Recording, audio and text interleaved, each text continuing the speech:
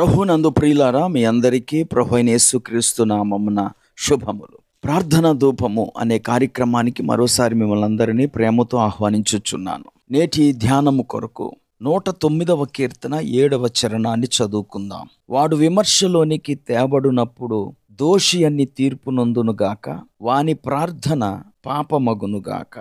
దేవుడు ఒక మంచి ఉద్దేశం కొరకు ప్రార్థనను స్థాపించాడు.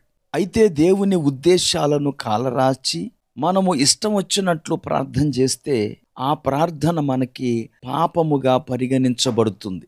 యెషయా గ్రంథం 1వ అధ్యాయము 15వ వచనములో మీరు బహుగా ప్రార్థన చేసినను నేను వినను అని చెబుతూ ఉన్నాడు.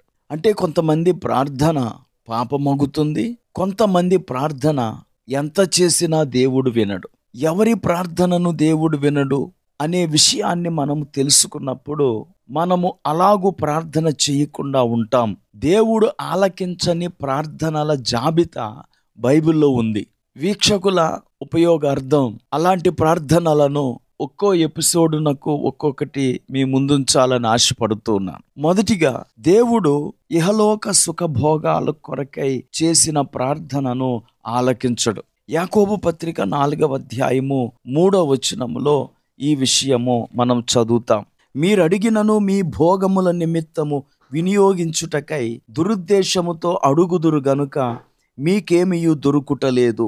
యాకోబు భక్తుడు కొంతమందిని గురించి మాట్లాడుతూ, ప్రార్థనలో మీరు అడుగుతున్నారు కానీ మీకు దొరకటం లేదు, ఎందుకంటే మీరు మీ భోగముల నిమిత్తము వినియోగించుటకై దురుద్దేశముతో అడుగుచున్నారు అంటున్నాడు. ప్రియులారా, దేవుడు మన ప్రార్థనలన్నీ ఆలకిస్తాడు. అయితే మన ప్రార్థనల యొక్క ఉద్దేశాన్ని బట్టి ఆయన మన ప్రార్థనలకు జవాబిస్తాడు. ఆ రోజు మద్యం తాగటానికి ఒక 100 రూపాయలు ఇమ్మని ప్రభువును అడిగారనుకోండి, ప్రభు ఇవ్వడు. ఎందుకంటే వారు మద్యపానం కొరకు ఆ 100 రూపాయలు అడుగుతున్నారు కనుక దేవుడు ఆ ప్రార్థన ఆలకించడు. అలాగే మనము అడిగే ఉద్దేశము భోగముల నిమిత్తము వినియోగించుట కొరకైన ఉద్దేశం అయితే మన ప్రార్థన దేవుడు ఆలకించడు. నేటి దినాల్లో సువార్త ఉద్దేశమే మారిపోయింది. ఈరోజు ఎక్కువగా మనకి వినిపించే సువార్త ప్రాస్పారిటీ గాస్పెల్.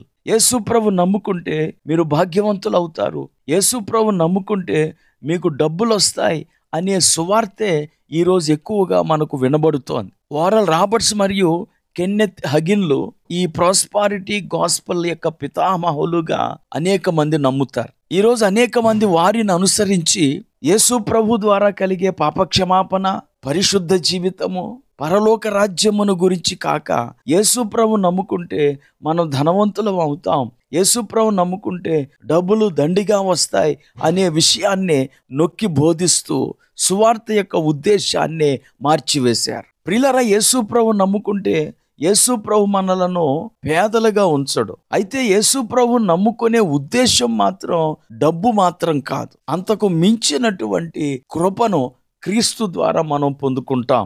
భక్తుడైన సొలొమోను దేవునికి ప్రార్థన చేశాడు. అతడు ఐశ్వర్యాన్ని అడగలేదు అని బైబిల్ చెప్తోంది. చాలా మంది ఐశ్వర్యాన్నే దేవుణ్ణి అడుగుతారు, ఐశ్వర్యం కొరకే ప్రభువుని నమ్ముకుంటారు కూడా. అయితే దేవుడు మనకు రక్షణ ఇస్తాడు. ఆ రక్షణలో మనకు సమృద్ధి ఉంది, ఆశీర్వాదం ఉంది. దేవుడు మనకు అనుగ్రహించే రక్షణ ఐశ్వర్యము కంటే గొప్పది. ఐశ్వర్యమును అడగకపోవటం వల్లనే దేవుడు సొలొమోను ప్రార్థనను మెచ్చుకున్నాడు. అడగకపోయినా సొలొమోనునకు ఐశ్వర్యం ఇచ్చాడు. కనుక దేవుని బిడ్డలమైన మనము అడిగే వస్తువు, మనము అడిగే ధనము మన భోగముల నిమిత్తము వినియోగించుటకై అడుగుచుంటే గనుక ఆ ప్రార్థనను దేవుడు ఆలకించడు, ఆ ప్రార్థనకు జవాబు రాదు.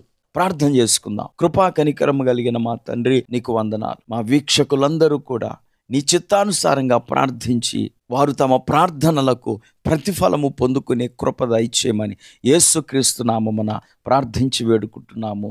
ఆమేన్.